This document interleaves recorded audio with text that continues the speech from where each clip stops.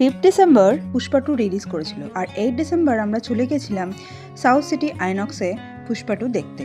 প্রায় 5 বছর পর আইনক্সে মুভি দেখতে গেলাম। ছেলে হওয়ার পর আর আইনক্সে মুভি দেখতে যাওয়া হয়ই না, কারণ অতক্ষণ ছেলেকে রেখে যাওয়া পসিবল নয়। আমার মা আমার কাছে এসে কিছুদিন ছিল, তাই তার সুযোগটা আমরা নিয়ে নিলাম, চলে গেলাম মুভি দেখতে। বর্ণ তার দিদার কাছে, তাই নিশ্চিন্তে আমরা দুজনে একটু নিজেদের মতো কোয়ালিটি টাইম স্পেন্ড করে নিলাম। মুভিটা এত বড় ছিল, আমরা ভেবেছিলাম হয়তো 2টোর মধ্যে শেষ হয়ে যাবে, কিন্তু না, শেষ হতে প্রায় 2:30 বেজে গেছিলো। মুভি দেখে বেরিয়ে নিজেরা একটু ফ্রেশ হয়ে আমরা চলে গেছিলাম একটা বার্থডে ইনভিটেশনে। চলো বার্থডের কিছু পিকস দেখে নিই আর দেখে নিই কার বার্থডে ছিল। এই দেখো, এই মিষ্টি পরিটার বার্থডে ছিল। বর্ণকে নিয়ে আসতে পারলে বেশ ভালো লাগতো, কিন্তু সেটা হলো না, আর কি করা যাবে। সেই দিনে সারা দিনটা খুব সুন্দরভাবে কেটে গেছিল।